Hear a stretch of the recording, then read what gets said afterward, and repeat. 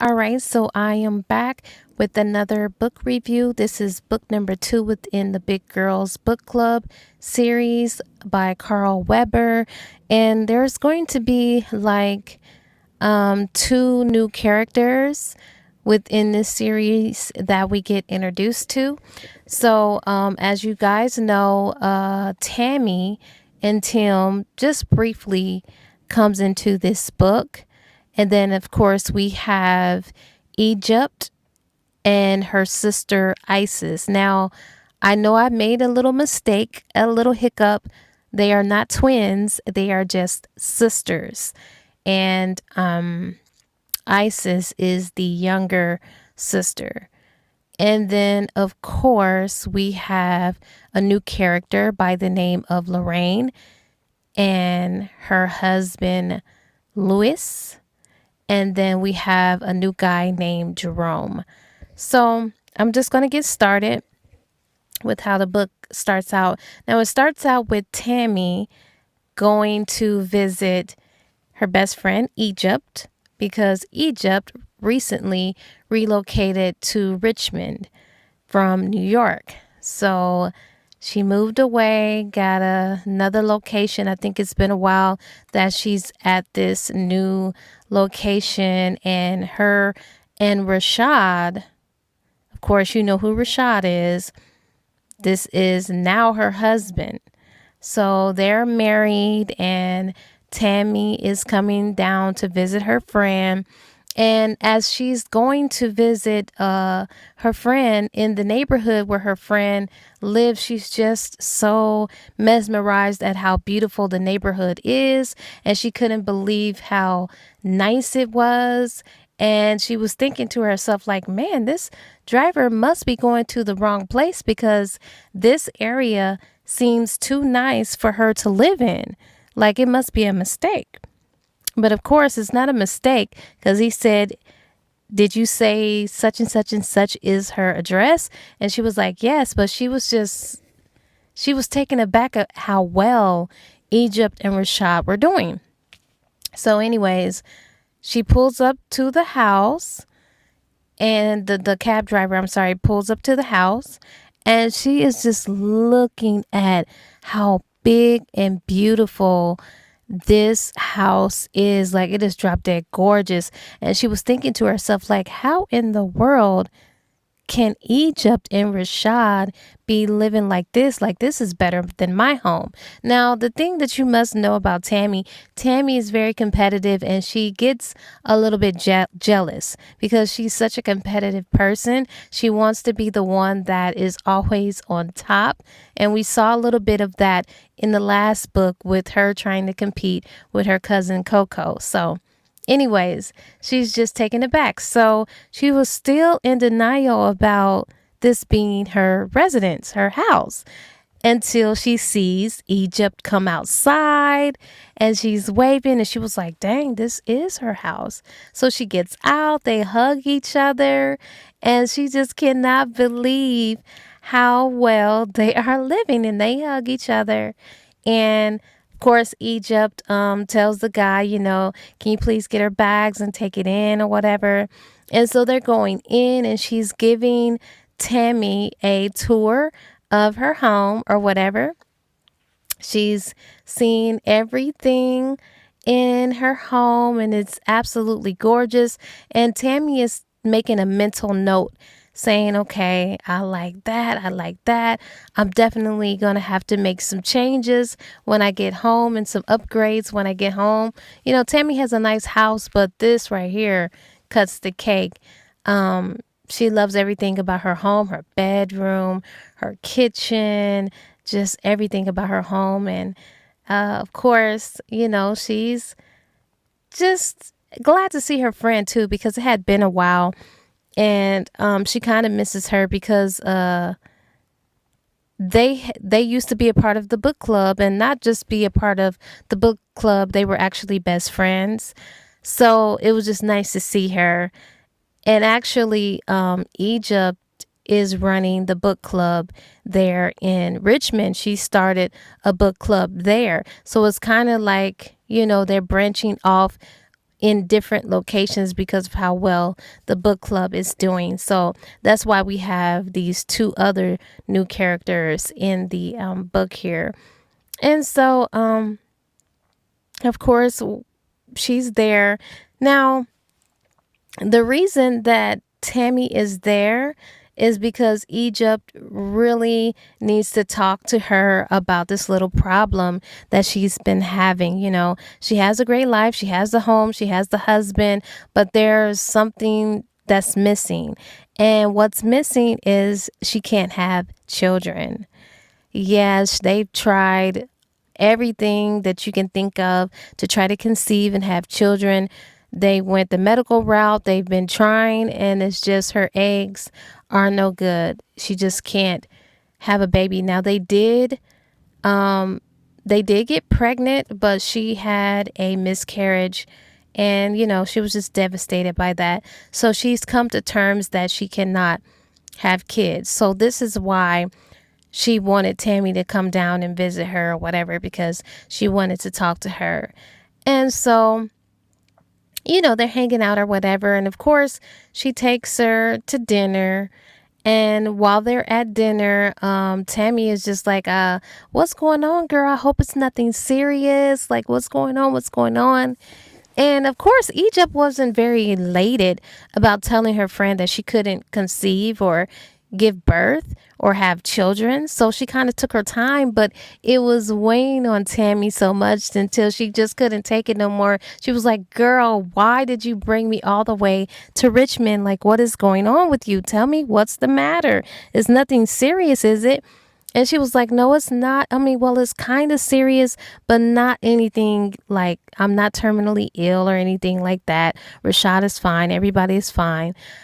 I want to ask you to do me a favor. Can you do a favor for me? And of course, Tammy was like, oh my gosh, not this. I know you're not about to ask me to have a threesome with you and Rashad. And of course, Egypt was like, oh my gosh, I can't believe that you would even think that in your head, because you knew how against it I was when you asked me to give you and Tim a threesome. Of course, it's not that. Like, no, it's not that. And Tammy was like, oh, thank God, because I wasn't going down that route anymore. It almost cost me my marriage. And so she was like, oh, she was a little relieved to know it wasn't that. And so Egypt was like, well, I'm feeling unfulfilled in my marriage because I can't conceive. I can't have babies. And of course, Tammy was going through the motion. She was like, have you tried IVF? Have you, took whatever means necessary? Did you try everything possible to try to conceive? And of course, she was like, yeah. She was like, wow, well, you know that you can adopt. And she was like, no, I don't want to adopt. I want to have my own, because I feel like it's kind of like causing a strain on our marriage, because Rashad really wants to have children, and they've tried so much to no avail, and it's really taken a toll on Rashad. So she's kind of like desperate at this point to try to, make that dream come true for her husband. So she was like, that's the favor I want to ask. I want to ask you, can you be my surrogate? Can you have a baby for me and Rashad? And Tammy was just like laughing. But when she saw how her friend wasn't laughing and how serious her friend was, she started getting serious, and she was like, oh my gosh, like, she's really serious. Let me not laugh at her. I don't want her to feel bad. And of course, she felt bad that she couldn't conceive or have babies and everything like that. And Tammy, she couldn't answer right away.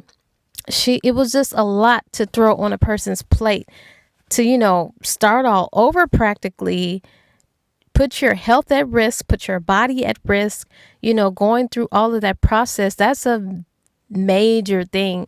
That's a little bit too personal, in my opinion, of a thing and a responsibility to abide by. So I kind of feel where Tammy is coming from with that. And she said, well, she didn't want to hurt her friend, but she knew that she was not mentally physically or spiritually ready to do anything like that. And she was leaning more towards not doing it opposed to agreeing to do it. So she just kind of like was kind of honest with her. And she was like, this is a lot, Egypt, that you're asking me to do. I mean, I know I asked you to have a threesome in the past, and I thank you for that, but this is very life altering. Like, there's a lot at stake here. So, this is something I'm going to have to contemplate and think about and talk to my husband, Tim, about. We're just going to have to talk about it. And so, Egypt was glad that Tammy didn't say no altogether. Like, it kind of gave her hope, like, okay, maybe she's going to be with it. Maybe she'll have the baby after she thinks about it. And she feels like her friend will come through for her because her friend will do anything for her. So Egypt really has her hopes high that when she thinks about it, go home and talk to her husband about it, that they're going to come to some type of agreement to go ahead and roll with it.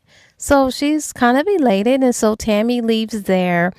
And then it gets to Lorraine.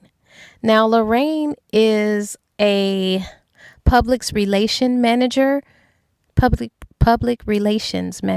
think, PR. And she's a great businesswoman. She's doing well. She's making a lot of money. And this is Egypt boss. Egypt works for Lorraine. I'm sorry. She works for Lorraine. And this is how they meet. And this is how Lorraine became good friends with Egypt and a part of the book club. And so with Lorraine, now she's married to this guy named Lewis. And Lewis also, as well, he has a great job. I forget what it is that he does, but they've been married for some years. I think they've been married like maybe 11 years, 10 years or whatever. And they love each other or whatnot, but there are some issues with Lewis. He's going through something because he recently, not too long ago, well, it's been about a year now, but he recently lost someone that was really close to him, or a close relative. And he just started drinking and just started changing a little bit. But this was his way of coping and dealing. And Lorraine, I think she was just so stuck on how he had changed that she didn't really consider the fact that this man is grieving. And this is one of the ways that he's grieving. She never considered that. Now, they have a wonderful marriage. They don't have any kids. They have a wonderful marriage, but she noticed here lately that Lewis has been slacking in the bedroom department. Like, he comes too quick. It's like wham bam, thank you, ma'am. And she's just left there unsatisfied and unfulfilled. And she's not really too happy with their sex life, but she loves him. And then on top of that, Lewis actually, he started treating her like, and he's just taking her for granted, not really complimenting her, not really making her feel like a beautiful wife or a woman. There are some things that he is doing, but in the same token, he's going through something. So he has not an excuse, but I kind of understand why he's acting the way that he is. But in the same token, it's kind of selfish for him to behave as such because,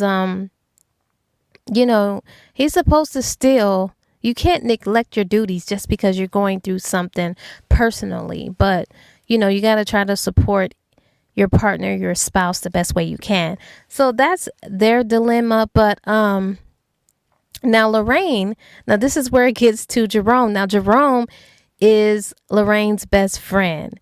And they've been friends since forever. They went to school together, I think, like, was it the third grade?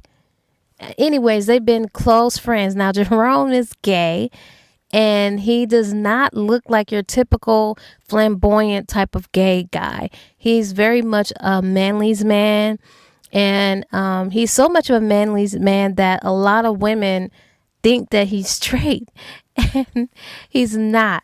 So, Jerome works for her. He's her right hand man. and he is, I think, her secretary or whatever, handles all of her personal business or whatnot. And with Jerome, now Jerome is he's a hoe. I'm sorry, but he gets around. He sleeps around. Now he is in love with this man called Big Papa. Now they never reveal his identity, his name, none of that. All I know, his name is Big Papa, and he is a black guy that he's in love with. He's in love with a married man, and so I guess he feels like, okay, well, he's married. I know that there'll never be anything serious between me and Big Papa.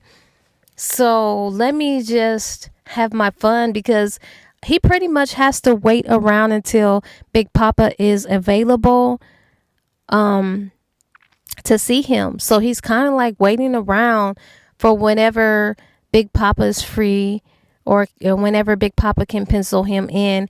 He's pretty much at his beck and call. So instead of doing that, I guess he feels like, okay, well, until he is available, I can just mingle and mess around and sleep with whoever. Because, I mean, technically, he's a married man. I know I will never have him for myself. I'm just satisfied with the good sex, and I'm satisfied with seeing him whenever I can, because they have amazing sex. And so he gets around a lot, and he sleeps around a lot, and he meets all types of great guys or whatnot. But this one particular guy he met, now this guy is a Caucasian guy. His name is Paul. Now they met one night at a club or whatever, and Paul is married. He's married with children and everything like that.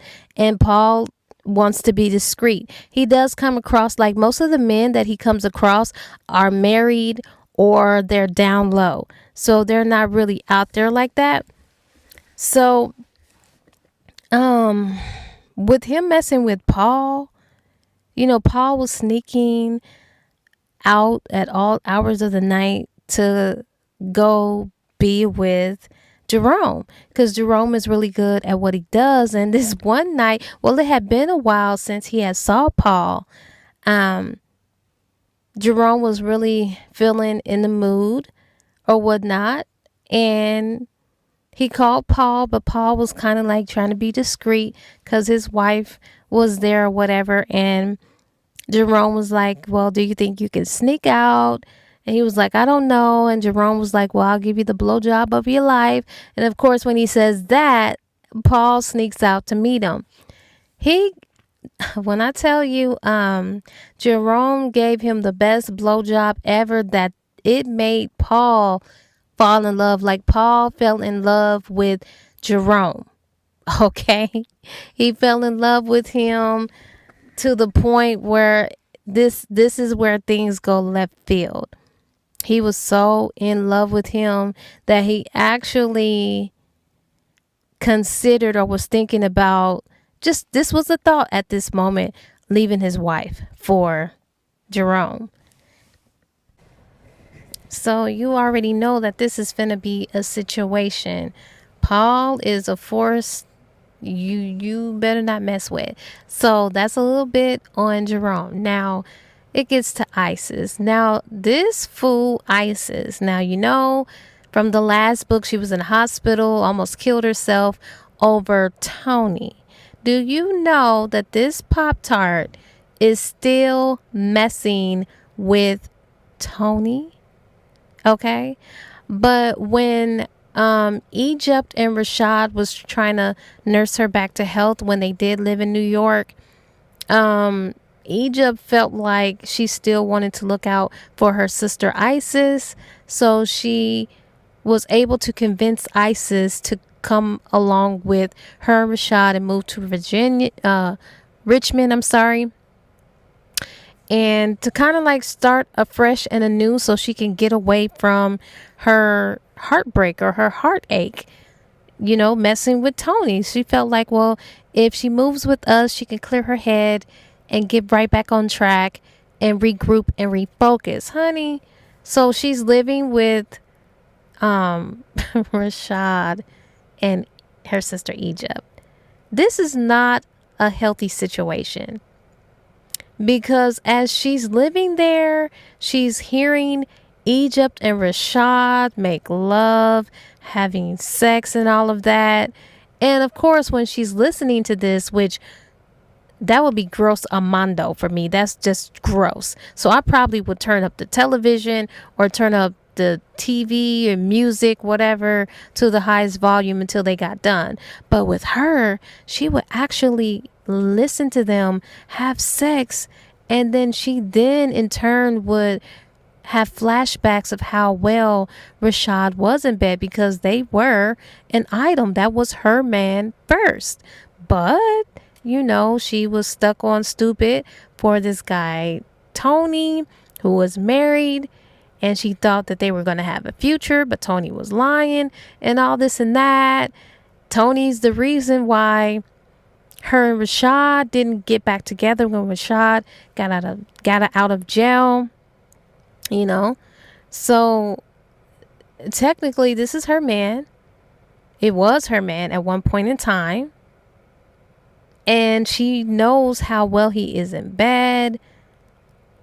It's just, this is an awkward situation for her to be living up in their house, knowing that she used to be with this man is beyond me. And so she would be turned on and decide that, okay, I'm going to have my little session. They're having their session.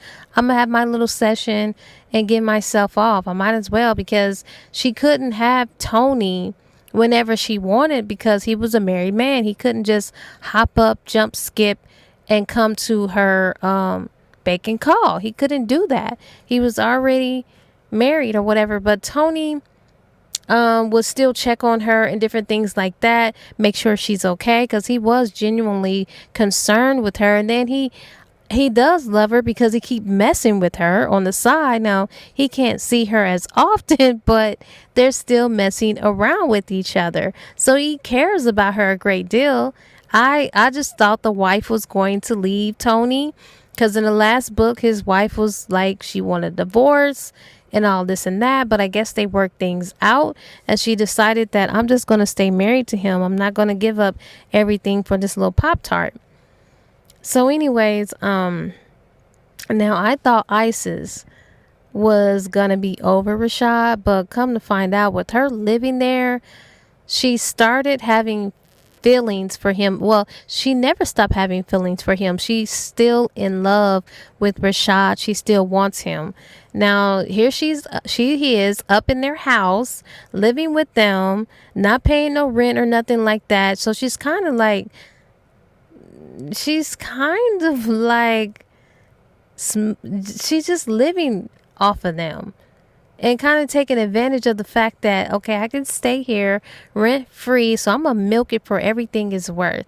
I don't have to pay no rent. She don't even have the common decency to at least clean the house. Like, if you're not paying rent or anything, she could at least keep the house clean, maybe cook sometime, just do something. But this girl does nothing but try to cause problems in Egypt's and Rashad's marriage. So as she's staying there, she's starting to think that Rashad is kind of like giving her little signs that he's still attracted to her or he still wants her. I think she's in her head, because one particular evening or day, she would be looking at this Negro too, like, because he would walk around the house freely. Sometimes he walks around the house without a shirt, and she just be looking at him or whatever. But she doesn't make it too obvious, but she'd be looking at him. So this one day, he was out by the pool, and she thought that he was looking at her and how he was trying to tempt her with his shirt off and gesturing for her to come out to the pool area. And he was just dancing, and she was like, oh, look at this Negro. He's trying to put a show on for me to let me know how it used to be between us. He wants me, and now he's telling me to come out to the pool by him. And she had it in her mind like, I would love to go out to the pool. And she was about to go out to the pool with him until she realized he was not giving her a show. It was in fact Egypt up on the top balcony looking down where Rashad was, and she felt so embarrassed because she was actually getting ready to get up to go over there in the swimming pool with him, and she's glad that she didn't, because that would have been a mortifying situation, a compromising position to be in. She was like, oh man, dang, so he was doing that little show for her. Dang, I feel stupid. But so she's there, and I don't think that that's a good idea. I don't think that Egypt was using wisdom to ask her sister to come live with them, knowing the history that her sister had with Rashad, and knowing that, okay, I didn't stole my sister's man and now he's my husband. It's just a sticky situation. It's just awkward, and I don't think none of them used any discretion there. It started causing problems as well, because Egypt was telling her husband, like, when we make love and stuff, I don't want us to be so loud, because we have to think about, ISIS is here, and we just have to kind of tone that down. And of course, Rashad doesn't care. Like, he's mad already that ISIS is living there rent free. She don't do nothing, and he's wanting to know, like, when is she going to move out? Like, she's overstayed her welcome. Like, I thought you said it was only going to be for 6 months until she found something and got out and got her own stuff. But of course, it ended up being longer. And she's up in a house, and he wants her gone. He wants to be able to do what he wants to do, or in the comfort of his own home. He don't want to have to walk on eggshells because she's living there. So he has an attitude. He really wants ISIS out of the house. If it were up to him, he would put her out, which he has more sense than his wife. And he's really mad at the fact that, why should I whisper when I'm climaxing, or why should you whisper when you're climaxing? Like, if we want to be loud in our house, we should be able to be loud in our house. Like, he didn't want to be discreet. He wanted to keep doing that. So that started problems. That started arguments between them. And then the whole kid situation. He wanted to have babies, and they can't conceive. And so he started drinking. And so at this point, Egypt is feeling desperate, and she's still waiting on her friend Tammy to get back with her decision. Of course, she talked to Rashad and told Rashad that, Tammy had to think about it. So Rashad is having a little hope, but he's getting a little antsy, because he's like, okay, we haven't heard anything from Tammy. She's not telling us anything. Is she going to do it? And so, of course, out the blue, Tammy invites Egypt and Rashad to come down. And they're like, oh my gosh, for her to tell us to come to New York, this must be good news. So they're happy at this point. And he sees a ray of hope. Like, okay, so this is the big moment. We're going to go down there to New York. She's going to tell us she's going to agree that they made the decision to go ahead and have this baby, carry this baby or whatnot. So they go to New York, and when they got there, of course, they're hopeful, but they kind of, like, only 1% of them was thinking that, this is going to be the worst. They're going to say no. So their hopes are really high. So they get there to the house, and they're going in, and they're glad to see each other. But you could tell that there was tension in the air. And Rashad, he didn't want to, like, beat around the bush. He wanted to get straight to the point, straight down to business. So, of course, they wanted to know immediately. So what is the verdict? Are you guys going to agree to having our baby? And this is where she saw, like, doubt. And she saw, like, her dreams beginning to crash. Like, when because Egypt knows her friend. And she saw the look that Tammy gave. And Tammy just kind of, like, hung her head. And she was like, I'm sorry, but we're not going to be able to do it. And Egypt was like, why not? And She was like, well, I would gain weight and I would be high risk. And I don't know if my eggs are really good. And it just may put a strain on me and Tim's marriage. We've been doing good. We got over our hardships and we're in a good place. And right now is not a good time. It's never a good time for us to even try to have a baby. We're just doing too good. And of course, Tim was like, yes. And I'm in agreement with that because this is my wife and I would just be concerned about her trying to carry a baby because they're in their 40s.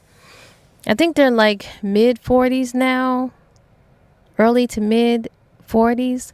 But he was like, yeah, the age factor thing, and she would then become probably diabetic because her weight and everything like that. I just don't want anything to happen to my wife, so I'm gonna support my wife as well. I'm sorry, we just can't do it.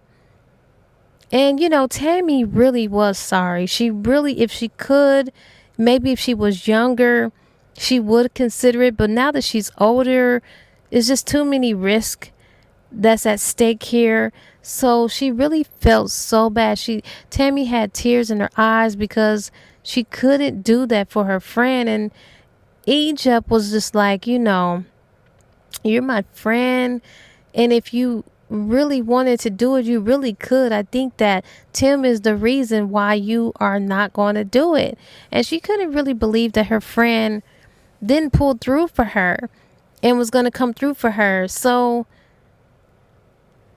they were upset, and Rashad, of course, is ready to go, and they're trying to say, oh no, don't leave, you guys just got here, please, let's just have dinner.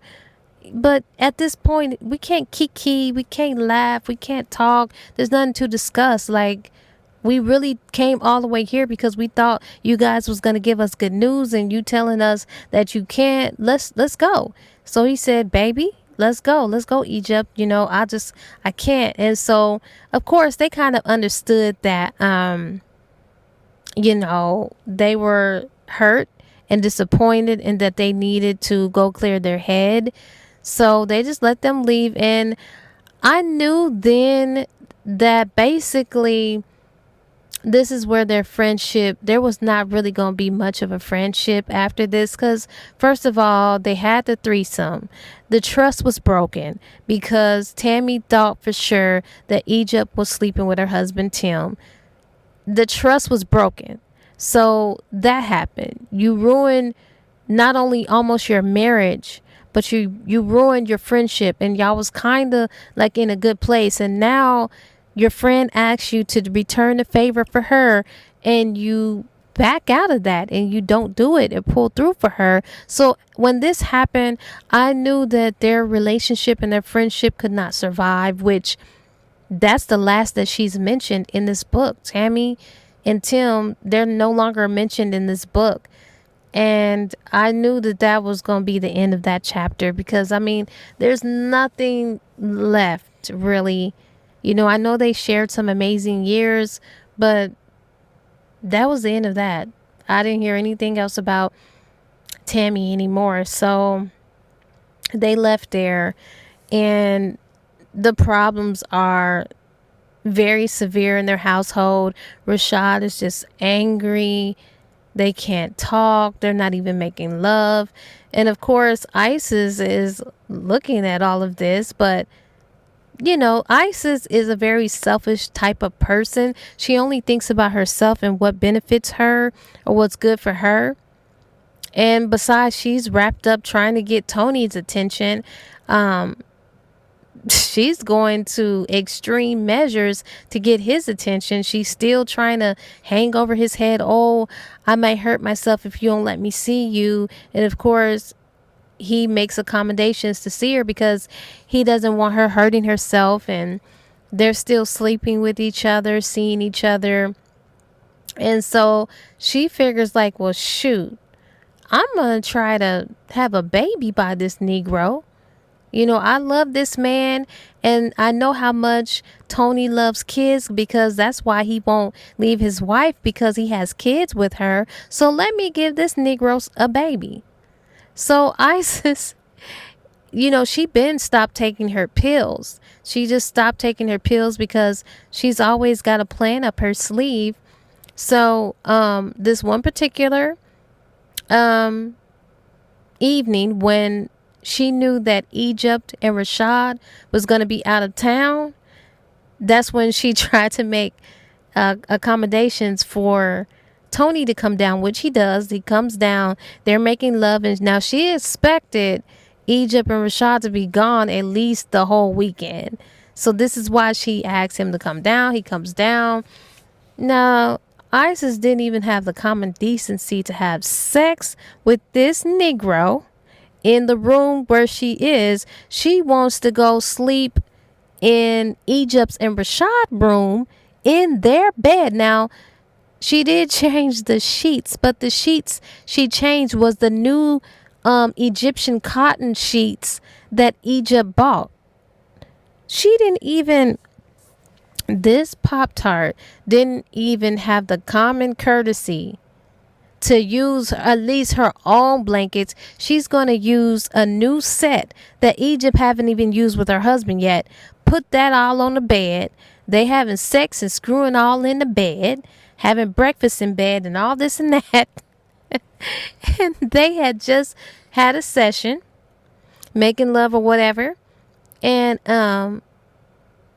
so of course, after they have sex and everything like that, she was like, it's a good thing I'm not, taking any pills, because I really want to have a baby with you. And he was like, what? She was like, I want to have a baby with you. And he was like, what do you mean you want to have a baby with me? I don't want no baby. And she said, well, what if I may end up pregnant? He was like, what do you mean you may end up pregnant? She was like, well, I stopped taking the pills. So at this point, Tony is pissed off. He started picking up his clothes, getting his things together to get out of there, because he did not want no more kids at all. And so at this point, he was like, you know what, you crazy. Why would you go and have a baby when you know I already have a family? And this will be devastating to my wife to know that you may be pregnant with my baby. Like he said, you really are sick in the head. I should have been left you alone. I don't know why I kept sleeping with you, why I kept seeing you. So he storms out of there. Now, when he storms out of there, it just so happened that Rashad and Egypt are pulling up to the house. So she panics and runs and tries to put some clothes on, because they're getting ready to come in the house. And of course, when Tony goes out, Rashad is feeling some type of way, because this is the same Negro that beat me up when I was trying to propose to Isis. So he has heat for him anyway, but he didn't say nothing, because they were thinking in their mind, oh, he's leaving because we just pulled up. So he storms out, and then of course Egypt had to calm Rashad down, because Rashad really wanted to get his gun and shoot him. So she was able to calm him down. She was like, just stay calm. I want you to cool off. Okay, I'm gonna go in to see what Isis is doing. She goes up in there, and she's like, Isis, where you at? Where you at? She's not in the room that she's supposed to be in. She goes to her and Rashad's room, and she sees breakfast everywhere. She see her new Egyptian cotton sheets, and it had, of course, the smell of sex in there. Sex stains all on the comforter, the sheets. She was like, oh, heck no, I'm finna beat her. So Isis is hiding in the bathroom, and she's banging on the door. And Isis was like, look, I'm sorry. She was like, get out here. And so, of course, Isis goes out. She was like, look, I'm sorry. I'm so sorry. I don't know what I was thinking. I thought you was going to be gone. You and Rashad was going to be gone. She said, that is not the point, Isis. The point is you in our room where we lay our head, where we make love. And she was like, I'm sorry. I'm going to get all this stuff up, and I'm going to clean it up. She was like, just get out. She was like, you know what? I want you out. I've had it up to here with you. I want you out. I want you to gather all your stuff and get out. And she was like, where am I going to go? Like, I don't have nowhere to go. She was like, you should have thought about that before you did what you did. I don't care, but I want you out of this house by Friday. And so what can she do with that? So she goes on up out of there, and Egypt tries to straighten the room, because if Rashad come in there and see all that mess where they didn't had sex up in there and everything like that, it really was going to be on. So that was that. Now, of course, Egypt is just devastated that, okay, I'm trying to mend my marriage. My sister up in here acting a fool, ain't acting like she got no sense. Then Tammy pretty much destroyed my dreams, shattered my dreams. Me and Rashad dream. Now, what am I going to do? And so, of course, she goes to work and she's trying to do her work, but she's carrying this to work. And so she decided that, she needed some time off. She just needed some time off. She didn't even call to tell Lorraine that she needed some time off. She just took some time off. And so she just needs to regroup and refocus. So then it gets to Lorraine, and Lorraine, one particular evening when she was having sex with her husband or whatever, and then he went off to go to work, she noticed that there were some red underwear in the bed. And she was like, I know that these aren't mine, because this is not even my style nor my size. So she was like, what? Whose drawers are these? Oh, so he messing around. This is why he's treating me the way that he's treating me, which he was kind of treating her bad. And it had gotten so bad between them that, well, actually, Lorraine is a very strong-willed type of person, because she's used to being a boss and giving orders and different things like that. And her mouth is very smart. And she provokes her husband, Louis, a lot, to the point where they both were physically putting hands on each other. Like she would hit him first. She would initiate a hit. And in order for a man to teach a woman a lesson, he's going to hit you back. So there was a lot of cases where Louis had to hit her back. Wait a minute. His name ain't Louis. His name is Leon. I think his name is Leon. I'm so sorry, guys. I've been calling him Louis. His name is Leon. Y'all, please forgive me. When I be doing these book reviews, I'm going off of memory. So please forgive me for calling him Louis. His name is Leon. I feel so dumb. But yes, Leon, that's her husband's name. Oh my gosh. I'm sorry, but so Leon, in order to keep, his manhood, he had to keep her in check. So he would hit her back. And these were some, blows. For her to take them type of hits, like, this sister is not a soft cookie. But she be learning her lesson when he be hitting her back. And so it's really bad between them. They're actually physically hitting each other. And the disrespect is just gone at this point, because they disrespect each other. So when she found them draws, she feel like, okay, he ain't really treat me right. So of course, with Jerome being her best friend, she always calls him, and he always take her out, come to the rescue. And Jerome doesn't like Leon. Jerome wants her to leave Leon because of she's not satisfied sexually.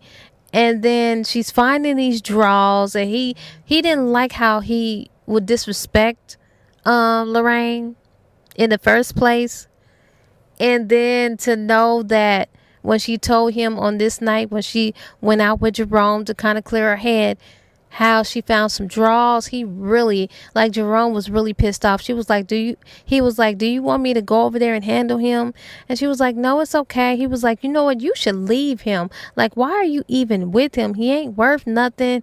Like, just leave him because it's not going to get better. He can't satisfy you sexually. He can't, like, he can't do nothing for you. He don't love you. It's obvious. He disrespects you. He didn't hit you. Like, why are you even with him? He is no good. And I'd be like, dang, he really going in on Lorraine's husband. Like, just going in, just always encouraging her to leave him, like pressuring her to leave him because he's no good. And I was like, dang, like, I think he's sticking his nose a little bit too much in a business, in a marriage. But, I guess that's what best friends do. And so, anyways, she's just having problems with him, and he's sad, and Lorraine is sad with what's going on between her and Leon and everything like that. And so, this one particular evening when her and Jerome were out, there was a fine looking man over in the corner, like, looking at them. And so Lorraine was like, don't turn around now, but it's this fine dude that was looking at us from across the room. And so Jerome tried to play it off. He kind of like played it off and looked. He was like, dang, he is fine. And Jerome was like, he was looking at me or looking over here. And she was like, yeah, I think he wants you because he keep looking over here. And so he said, like, he's my type too. I'm going to go over there because he is fine. So Jerome goes over there and he was like, hey, man, what's up? And he was like, hey, how you doing or whatever. Now, the guy's name is Michael. His name is Michael. And so he was like, I would like to get this gentleman whatever it is that he's drinking. And Michael was like, oh, no. It's not like that. And so Jerome was thinking that, okay, this dude playing like, oh, he's a download dude, so I know how to handle him. And I think he says something like wink or make it more obvious that, it's okay. I'm feeling you too. And that's when Michael was like, listen, I don't know what you into, but I'm not like that. And of course, Jerome felt kind of like embarrassed a little bit, like, okay, but she was looking over in our direction, so what's up? And he was like, I actually was not looking at you, I'm looking at the lady over there. And Jerome, not that Lorraine was not a good looking woman, she was considered like a BBW, so he didn't think that Michael would be interested in her, and that obviously Michael was interested in him. And so he was like, oh. And he was like, well, yeah, that's my friend Lorraine and everything like that. And he was like, I know. And he was like, excuse me? And he really didn't like that. Jerome really didn't like that. He was like, what do you mean, He was like, yeah, I know her. And he was like, really? And he was like, yeah. And he said, okay, well, prove it. So he walks over there to the table where Lorraine was sitting. And of course, Lorraine was like, oh, wow, they must have hit it off really good. So they're over here. And she was like, hello. And he was like, hi. And then Jerome was like, well, he said that he knows you or whatever. Do you know him? And she looked at him. She was like, no, I would definitely remember you. You're not ringing a bell. He was like, my name is Michael. And she was like, Michael? And he was like, yeah. Little Michael, little fat Mike from, a childhood friend. And then she was like, oh my God, yeah, Michael. And he was like, yeah. She was like, boy, have times changed for you, like, because he looked different. Back in the day, he was a fat, chunky kid. He was always a cute kid, but he was fat and chunky. And she was like, oh my gosh, I can't believe it. How are you? And he was like, I'm doing well. Now, the thing I liked about Lorraine when they were younger, she never would tease him. She never made him feel bad about being big. She never called him names. She was always nice to him. Always. She never treated him mean. And she just always treated him good. And Michael always had a crush on Lorraine since he was so little, and up until obviously now into an adult. And he always wanted her because she was always nice to him. So he never forgot her. And he was like, yeah, times have changed. And she just couldn't believe how fine he had grown up to be. And he was very much athletic. You know, he had the bald head, just chocolate looking good. He just looked good, like he was a personal trainer or whatever. And I think she asked him, you know, are you a personal trainer or whatever? And he was like, I do some of that on the side, but I think he did something else for a living. I think he was like a some type of FBI agent or something. I forget what it was, but he had a really good job. And so, you know, she asked, you know, how are you been? How have you been? And he was like, I'm good. How are you? You looking good as ever. And she couldn't believe that he was flirting with her. Because, you know, she was bigger than what she was back in the day. You know, she was considered like thick but shapely thick back in the day, but now she had put on some weight and she still was shapely, but she was bigger. And so she didn't know how to handle a man actually flirting with her because, like I said, you know, with her going through the situation with her husband, she just felt like nobody wanted her because her husband did allude to the fact when he would get drunk that nobody else would want her. So anyways, he's actually flirting with her and interested in her. He kind of like directly asked her. He was like, well, you know, I'd like to take you out sometime. Can we go out? And for a moment there, she was forgetting that she was married, but then she remembered in her mind, like, I cannot go out to dinner with him because I'm married. And so she tells him, she was like, you know, that's very kind of you or whatever. And she didn't want to talk in front of Jerome. So she was like, Jerome, can it just be me and him? I would like to talk to him alone. Because Jerome was just looking there, watching their every word, every exchange. And she just wanted some privacy. So Jerome had to dismiss himself because they wanted some privacy. And then when Jerome moves on, she was like, yeah, because she didn't want to turn him down in front of Jerome. And so she was like, you know, I'm married, but I'm very, very flattered. And he was like, oh, that's too bad that you're married, because I would love to take you out and date you or whatever. And she said, yeah, I'm flattered by that, but I can't accept it because I'm married, and I don't think that would be a good idea. And he said, no hard feelings. Just know that, you know, I still have a big crush on you and you look amazing as ever. And I just want to thank you for always being nice to me. And he left. And so Jerome comes back and he was like, man, that man is fine. And man, so you gonna go out with him, right? And she was like, no, I'm married or whatever. And so that's that. And then with Jerome, of course, I think he does get a call that Big Papa was available, or he was trying to get ready for, because they will always meet every other weekend or something like that. And this was the weekend that they were supposed to get together. So he kind of like says, okay, well, I got to get ready for Big Papa. You know, I spent a little time with you, but now I got to go. And so come to find out, Big Papa actually flaked on him. So he was like, dang, you know, he didn't even come through. So he went to a club. And when he was at this club, he saw this young, fine, attractive NBA player, basketball player, that was staring at him. But, you know, I guess it's a certain code that gay men, download men, due to another man who's openly gay. There's some type of exchange. So he was testing the waters. He would look and catch him looking, and then the guy that was on the down low would look away. So he said, what I'm gonna do, I'm gonna test this Negro out. I'm gonna go to the restroom, and if he follow me in the restroom, then I know what's up.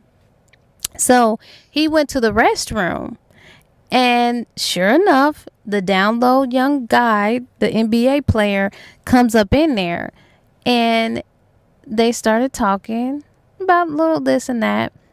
And he was like, well, hey, my name is Jerome. And of course, he said, hi, my name is Ron. They actually shook hands a little bit too long, and they was just looking at each other. And it was just awkward. Someone came in, and then they tried to act like, I wasn't just catching a vibe with him. So they go out of the restroom, and he was like, look, man, if you are looking for, some action, then I'm at such and such hotel. And he gave him the room number or whatever. He was like, you welcome to come there. I'm gonna leave. I don't see anything that I want, but if you want to spend some time and have a real party with me, here's my room number. Come see me. Come by later. And these girls happened to come up, and he tried to act like he wasn't even talking to Jerome. And so he goes off with the girls or whatnot.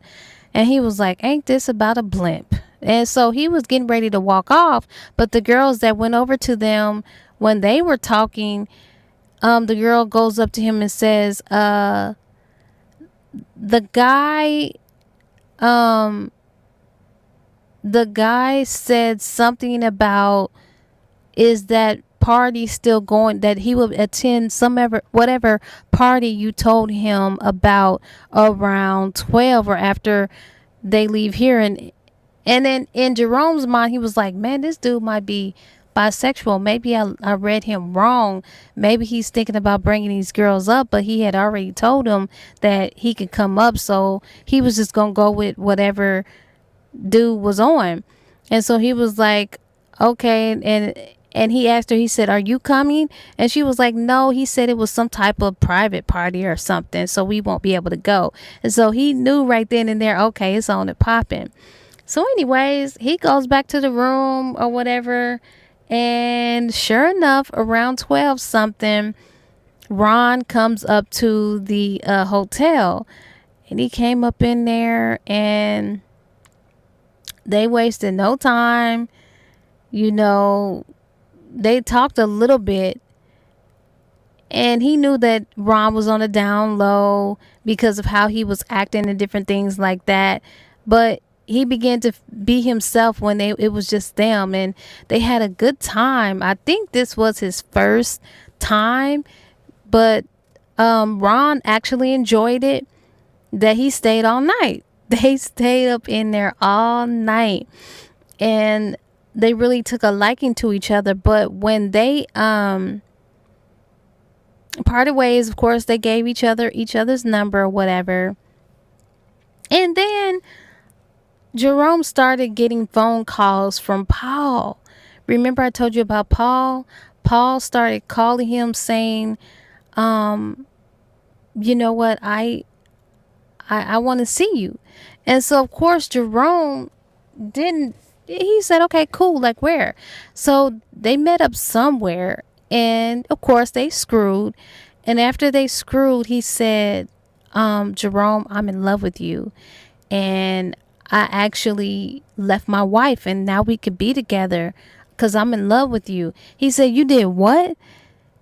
He said, yeah, I told my wife about us, and I left my wife, and I want to be with you. I don't care anymore. He said, I'm out. I'm open. I love you. I'm in love with you. And I want us to be an item. And Jerome did not feel the same type of way. He was like, no, you're confusing good sex with love. He was like, no, I know what I'm talking about.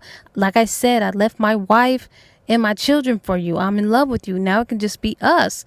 I know you love me. And Jerome was like, no, I had great sex with you. I don't love you. I'm not in love with you. No, we can't do this. And he was like, what do you mean? Paul was like, what do you mean we can't do this? I love you. Did you just hear what I said? I left everything for you. And he was like, look, man, I don't got nothing to do with that. Like, I don't feel the same way and I gotta go. And he was like, no, don't leave me. He was like, no, you gotta understand that I'm in love with you. And he was like, well, if I can't have you, no one else will. And Jerome was like, okay, this dude crazy. So he left or whatever. And as time go on, this dude Paul would follow him everywhere he went. He was on Jerome like white on rice. He would take pictures. Whenever he would go out, he would follow him around in it wherever his car is. I think he put a tracker on Jerome's car because he would know his every movement. He would know every place where this dude was. And so of course he's hanging out with the young cat, the NBA player, Ron. And after they had their, you know, good time at the hotel or whatnot, Paul comes up to them. And Ron is looking at him like, who is this dude? And he was like, man, this is just somebody who's crazy. He said, no, I'm not crazy. And Ron was like, do you want me to handle him? He was like, no, I got it. He was like, look, I told you I don't love you. Stop following me. He was like, oh no, we have something. Don't think for 1 second I left my wife and kids for nothing. I love you. And like I said, if I can't be with you, nobody can't be with you. And I mean that. And of course, they fought a little bit. He was like, man, just go. Like, that's not my fault that you fell in love with me. I don't feel the same way. And then he was like to that Ron guy, like, is he good? Did he suck your dick like he did mine? And you're in love with me? He's a player and this and that. And Ron wanted to fight him, but they leave. And this dude, Paul, is crazy. Now, I kind of like Paul for the simple fact that Paul was the only person who really found out some information about Jerome. Okay, so let me stop there and skip back to Lorraine. Now, with Lorraine and her husband, they're just having problems after problems after problems because she keeps finding these drawers in the house. And they're arguing over this. And then, of course, her husband, Leon, is denying that. He's saying, like, I don't know whose drawers they are. I don't know how they got here. And, of course, Lorraine is like, what do you mean you don't know? You're lying. You're lying. And so things got so bad that there was no trust, no faith in him at all because she couldn't understand why the mistress would leave her drawers behind. It was like her husband Leon was getting careless, and then there was times when she wanted to sneak up on Leon because he would play golf on a certain day, and she said, well, I just want to see what he's doing, like who he's playing golf with or what he's doing. So she goes up there and she was like, can you escort me to where Leon such and such hole is? And they looked in the computer and they was like, oh no, he's not here. And she was like, what do you mean he's not here? She was like, the person was like, he's not here. So she was like, exactly, he's busted. He must be with that side piece or the side chick or whatever. And so she storms and goes home and she sees his car. She sees her husband's car in the driveway and she goes in. And of course, she's defensive because you said, Negro, that you were supposed to be playing golf. And he simply said, I went to the other golf place over on such and such. And she was like, but you always go to that one. He was like, well, today I went somewhere else because I had something to do out that way, which does look a little suspicious, you know, whatever. He was telling the truth or whatnot. So he wanted to make love. And she was like, no, you know what? You're lying. You wasn't where you said you was going to be. You're doing such and such. And he just cannot figure out for the life of me who this mystery woman is. He wasn't doing anything on her. He wasn't messing around on her. He could not figure it out. And so things got so bad that this girl Now it's one thing to find some draws, but she really didn't have no concrete evidence. Now, she did not believe a word he said, but she didn't have no concrete evidence. So this one particular day, this woman by the name of Lakeisha comes by the house, and she comes up to Lorraine when she pulls up in her driveway and says, are you Lorraine? And she was like, yeah, who are you? She was like, I'm Lakeisha. I'm the one that's in love with your man. And she was like, I know this Pop-Tart didn't just come to my house where me and my husband stay to tell me that she's in love with my husband.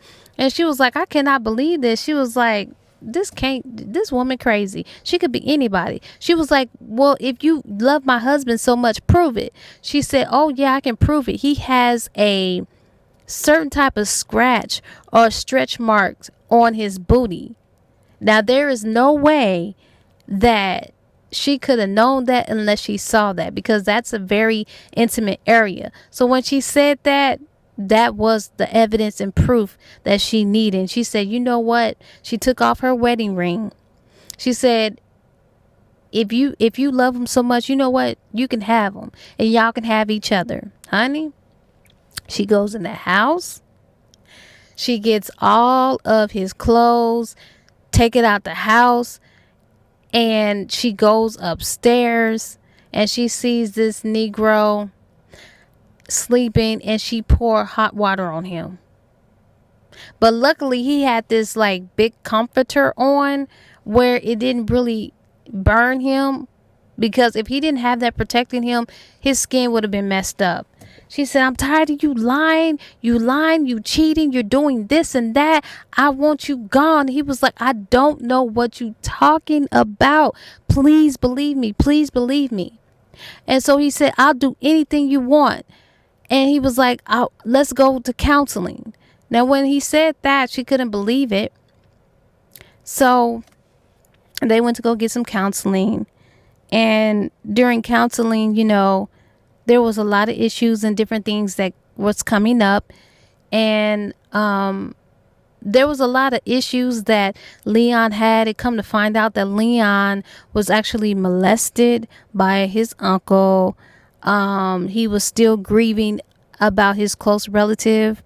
And he didn't know, of course, when they was talking with the therapist, Lorraine, he didn't know how unsatisfied she was sexually and everything like that. He didn't know none of that, but he found all this out when they went to go get some counseling. And she didn't know about the part that Leon was telling the counselor. So he kind of kept that to himself because that was a one-on-one session. Now, the counselor asked if Lorraine wanted a one-on-one, but she didn't feel like she had a problem, which she has lots of problems. She's a control freak, and she over emasculates men because of her job. She's used to being the boss and giving orders and barking orders that she kind of like lost herself. So she has issues that she's not willing to accept nor admit. But still, she still don't trust them, even though they're trying to get counseling. And so Jerome is still trying to be there for her, trying to encourage her to leave her husband, even though they're getting counseling. And so at this point, she put Leon out of the house, and she's just there by herself. And of course, with Jerome knowing that, they're kind of like separated, he wanted his friend to kind of like move on, because at this point, trust is broken. What else do you guys have? He wanted her to move on. So what he does, he went through some lengthy measures to find Michael, the childhood friend, the one who was interested in her.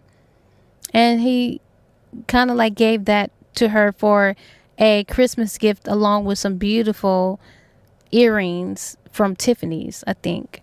And when she opened up that gift, he was like, I love you as a friend, and I want you to be happy and move on.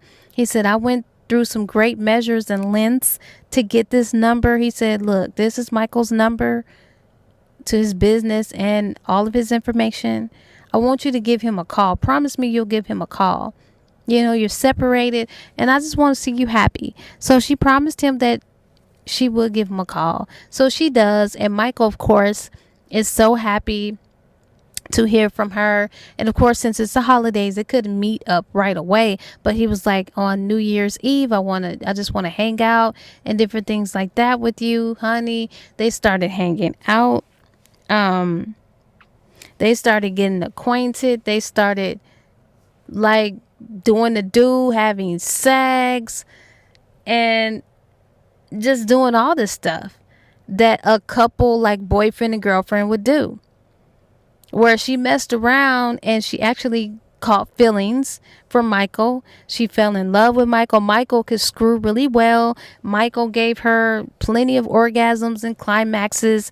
She was just very happy sexually. And not only that, Michael really treated her like a queen, and Michael fell in love with her too. And Michael knows that she's married, but he's just hoping that, you know, she will leave him, because she did tell him that her and her husband were separated and that they may be getting a divorce and different things like that. So he had high hopes that he could just take her away from her husband.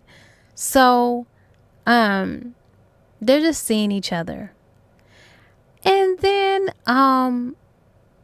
you know, with her messing around with him and stuff like that, her husband came home. Of course, he finds out that she's sleeping with another man, got another man up in the house. Of course, that caused some altercations and things like that.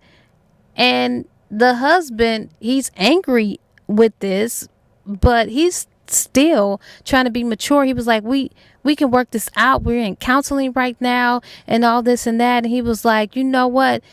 This is all about those panties that you found in the house, but I promise you that I don't know that woman that you talking about. And when he says that, she was like, man, he's lying. I don't believe him. So she kept taking things further with Michael. They're just falling deeper and deeper and deeper in love. And then one day, you know, she just wanted a break, and she wanted to get out to, you know, treat herself to a nice dinner. She learned with her relationship with Michael how to actually have confidence in herself. She learned to treat herself a little bit more kinder, know how it is to be treated like a real woman, that she started loving herself and thinking highly of herself, because it had been a while with Leon making her feel that way. So I'm glad that at least Michael was able to help her gain that again and everything like that. So I was happy about that. And so as she was having dinner, just enjoying herself, she saw this attractive white guy come up to her. And she was like, I don't know what he wants, but he sure is. He's good looking. So she said, I'll engage him. So he was like, hi, are you Lorraine? And she was like, yeah, who are you? He said, my name is Paul. I was like, oh, snap. This is the crazy dude. And she was like, well, I don't think I recall ever meeting you before. Have I met you before? My apologies. And he was like, no, but I have some very good information here about some things that I think that you need to realize.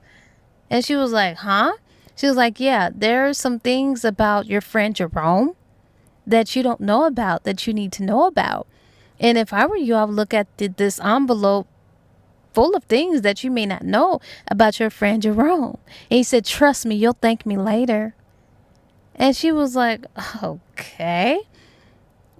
And so she takes the envelope, and he says, see this picture here? And she saw a picture of Jerome handing that Lakeisha girl some money. He was like, yeah, there's an exchange of some money there. He said, no, check out this picture. There's another meeting where they were meeting up this date, that date, this date. And it was pictures of Jerome looking as if he was paying this girl to cause havoc in their marriage. And she couldn't believe it. And so when Paul saw that this was working, he said, I know it's something to realize that, the person that you thought was your friend is really not your friend. I hope you really enjoyed this evidence that I presented to you, and I'm so sorry that you had to find this out. And he just said, it was nice meeting you. Here's my card if you need me. My name is Paul. And then he left, and she was just sitting there looking at all of this evidence that Jerome was the culprit as to why the panties was up in the house, why this girl came to her house, how this girl knew every personal thing about her and her husband. She was being paid from Jerome.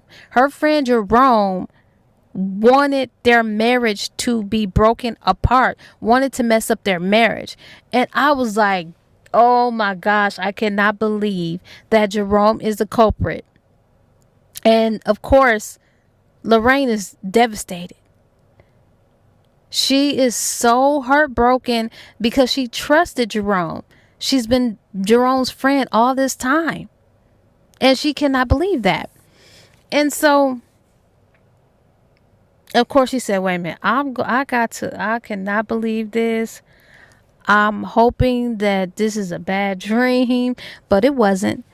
And Paul also had in there the information of the girl's real name. Her name wasn't even Lakeisha. It was something else. And he gave her the address. She went to the address and she knew that it was correct because it was the same car that was outside of her house when she came up and said she was in love with her husband. She goes, knocks on her door. Of course, the girl is mortified when she sees Lorraine at her door, tries to close it, but Lorraine is not having any of that. And she was like, I want to know, do you know Jerome? And she tried to act like she didn't know Jerome. She was like, I'll pay you. So, of course, when she said that she was going to pay her, she let her in. And she was like, money first. How much you going to pay me? She said $500. She was like, oh, cool. I'm going to talk. She was like, how do you know Jerome? She said, oh, me and Jerome go way back. We go way back to whenever. I've been knowing him for years. And she was like, okay, why were you and Jerome exchanging money? She was like, he was paying me to act like I was in love with your husband. And she was like, what? She was like, yeah, he wanted to break up your marriage. And he was paying me. He paid me, I think, $4,000 to do all of this. And she just could not believe this. She could not.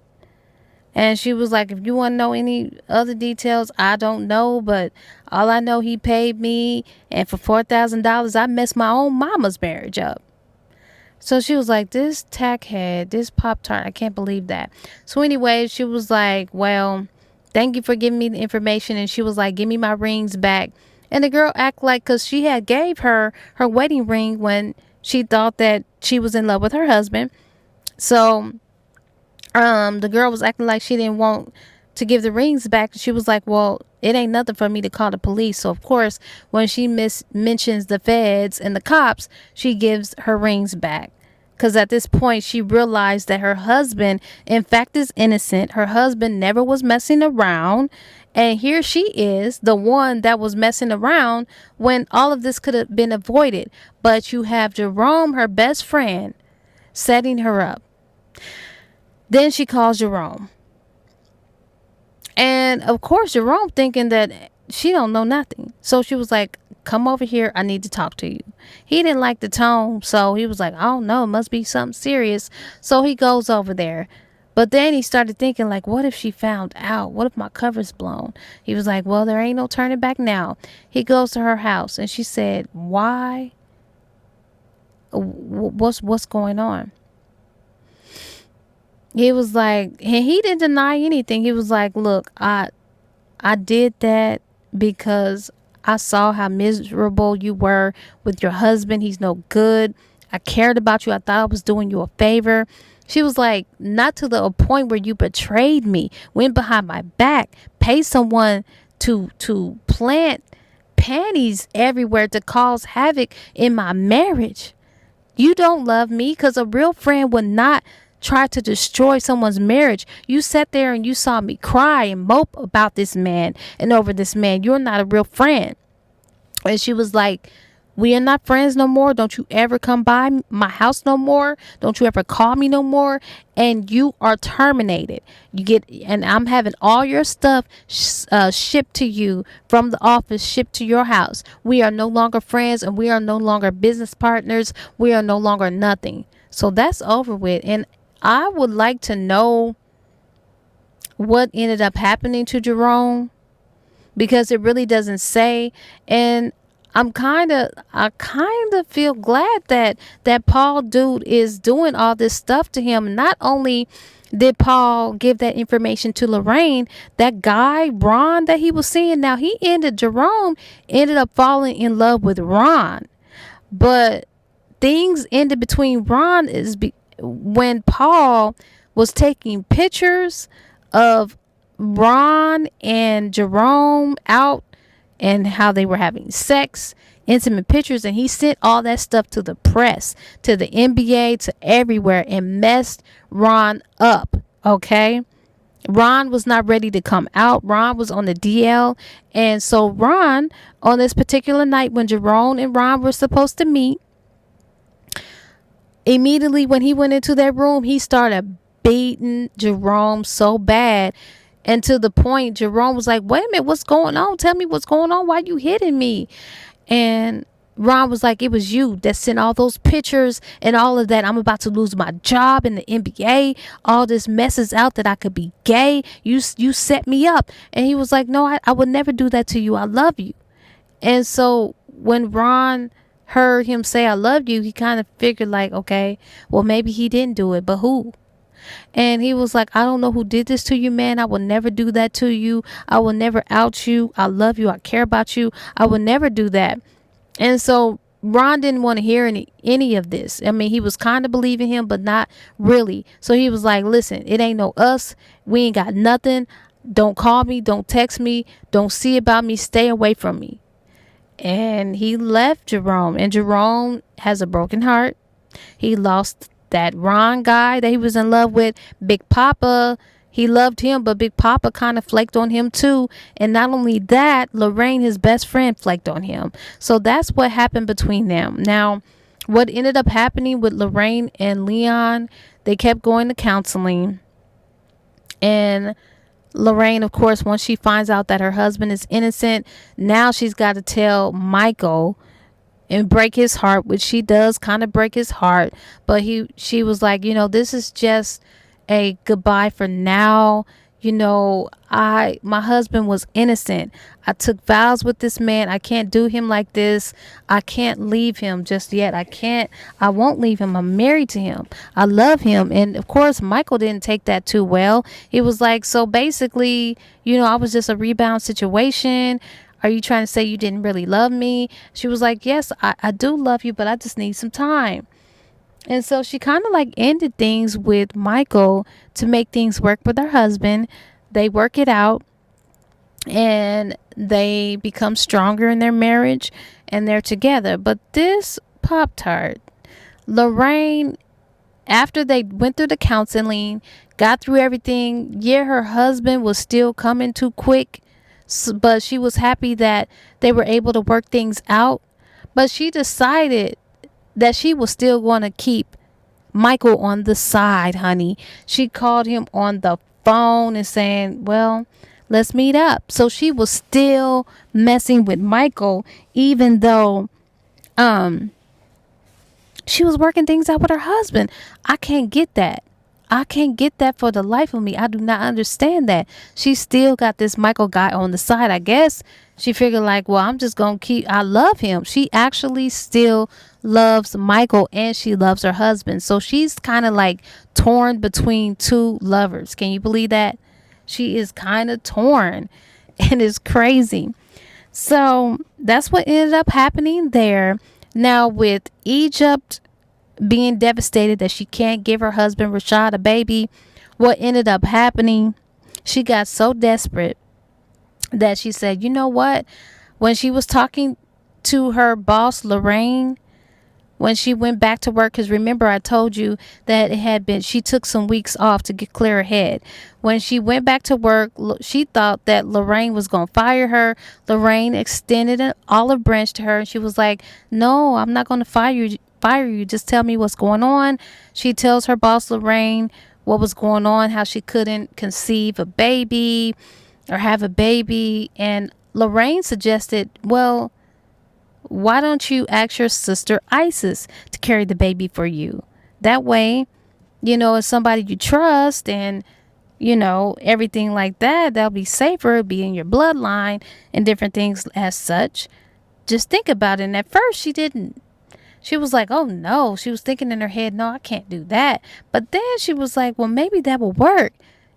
Since she's not paying rent, the most she can do is have our baby. And so at this point, she goes and talks to Rashad about it. She was like, what do you think about Isis carrying our baby? At first, he was against it. But then he kind of like was thinking about it. Like, do you really think that she will be okay with it? Don't get my hopes up. She was like, I'll just talk to her to see what's what.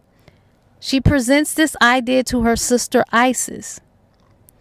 And because Isis thought that she would have to get out by Friday. But before Isis were to leave, she presents this idea to Isis. And Isis was thinking in her head when she was talking the whole time, like, this could actually work. Like, I could use this as an excuse to get Rashad back, because I know how much Rashad loves children. And what will end up happening is he'll leave Egypt for me, and I can have my man back, and we'll fall in love and we'll be a family. But what she don't understand is that, legally, from a legal standpoint, they had all the paperwork which stated that, they would be, the parents, and she's just a surrogate, and she signed her signature and all of that. So legally, they have everything taken care of, and they was going to pay her $30,000 to do this for them. She does. She agrees to it. Rashad is happy. But then Isis started taking advantage of the fact that she was carrying Rashad's baby. She kept doing things that she knows she had the upper hand on Egypt, because Egypt couldn't carry the baby, and she felt like, you guys are indebted to me because I'm doing you guys a favor. And she just started taking advantage of the situation, started making them go out of their way, started making them buy all these expensive clothes, just waiting on her hand and foot. She just started taking advantage of it. Now, their parents, the mother in particular, Egypt's and Isis' mother, she knows them like the back of her hand. And she knows Isis. And she told Isis, look, I already know that you are up to something. And you didn't carry this baby for nothing. And the only reason why you carrying this baby is because you still in love with Rashad. But one thing that Egypt have up on you is that she is his wife. They're married. And you will get nothing. So don't even think about trying to ruin that marriage or doing anything stupid, because legally you have all odds working against you, and legally she has all the favor. You don't have nothing. So don't even think about it, because her mother knew what Isis was up to. And sure enough, that's what she was up to. She couldn't deny that, but she was trying to play like she wasn't. And Isis, now, you know that like she would check on, Egypt would be checking on Isis around the clock. But there was times when Isis was actually tempting Rashad to sleep with her. Now, there was one moment where Rashad was about to sleep with her, but thank goodness a phone call came in, which it was Egypt checking on them, and that kind of like snapped him out of it, because he too does remember how good the sex was between them when they did have sex back in the day. So I'm glad that even though they had that close call, it didn't actually happen. And so it got so bad to the point where Isis believed that she could take Rashad away from Egypt. It got so bad, she actually just was bold with it. She said, you know what? I'll tell you what me and you can do, this could be our baby. We can go off together and we can raise the baby together, and you leave her for me. And I'll give you more babies. I'll give you as many babies as you want. And he didn't even say anything. He just was looking at her and listening to her. And he knows how she is. So he didn't say nothing to her about it. But what he did was tell the mother everything that Isis had planned to do. And so the mother set everything in motion, because Isis was telling Rashad that she actually got an apartment out in Pittsburgh for them and everything. And of course, with Rashad telling everything to the mother put a stop to all of that. The mother actually got her an apartment out in LA. And the day of the delivery, she was just they were going to be on her like white on rice. And then when she was to be discharged, they was going to take her and put her on a plane to LA, so Rashad and Egypt can raise their family in peace. Do you think it went down like that? No. So when it was time to give birth to the baby, and she gives birth to the baby, and she see how much Rashad was there by her side, and when she gave birth to the baby, something happened. She had so much love in her heart for this baby that she did not want to give the baby up. And at this point, she was having second thoughts. She didn't want to give the baby up. So what ended up happening, they went home to go get rest, because they thought everything was cool, that the hospital already knows who the father is, which he didn't sign the birth certificate, but he did cut the umbilical cord and everything like that. So Isis didn't have a chance to hold the baby or nothing like that, because she was just a surrogate. They were the ones who was able to hold the baby and all of that, and Isis was just torn apart when she couldn't even hold the baby. So when they went home, and she was there in the hospital, a nurse came in. I guess this nurse wasn't cognizant of anything that was going on, and she was like, I would like to hold my baby. I want to see my baby. I haven't held my baby yet. Besides, it may be hungry or whatever.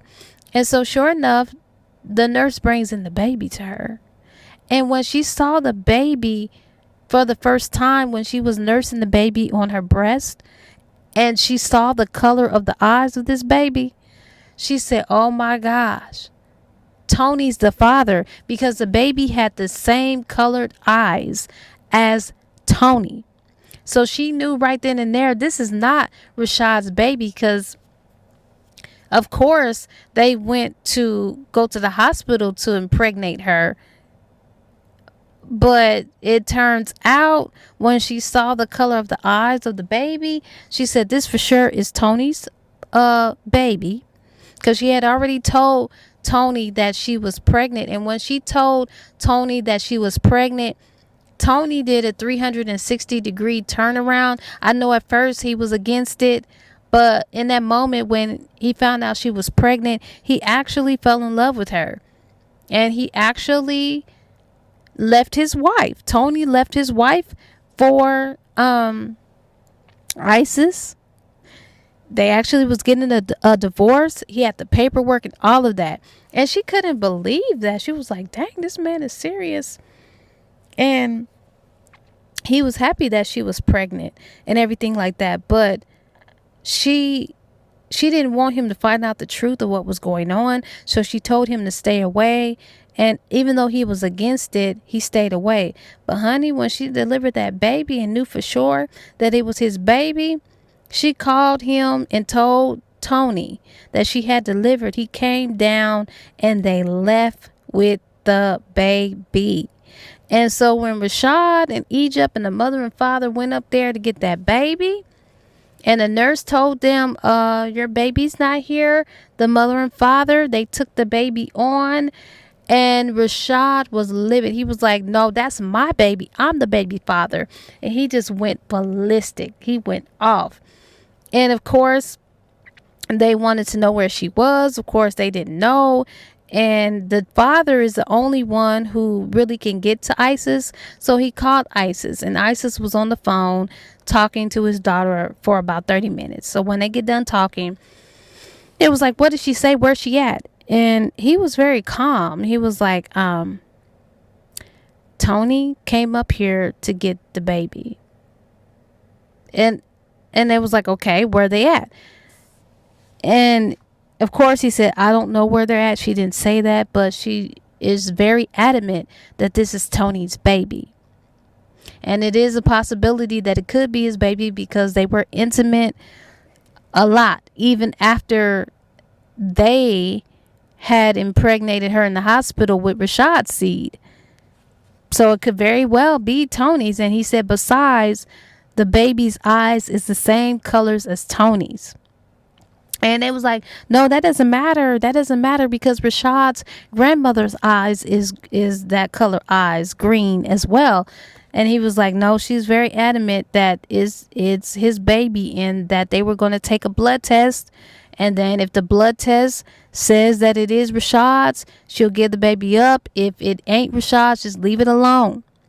So come to find out, they took a test and it was in fact Tony's baby all along. And they went off and they got married.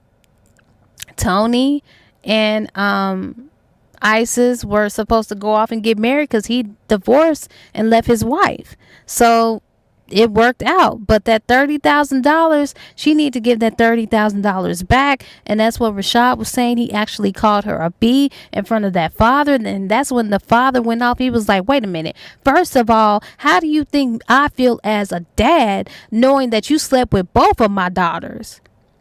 You went from one daughter and you hopped to the next. Then you marry her. And then you go back and you impregnate her with your baby. I know you didn't do it, together, but still she was supposedly, allegedly carrying your baby.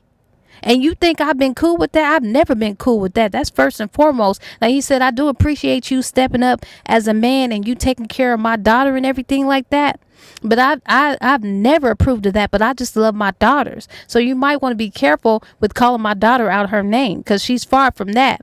And then he said, not only that, Egypt, you wrong too, because how is it that you gonna just sweep into the arms of your sister's ex-boyfriend?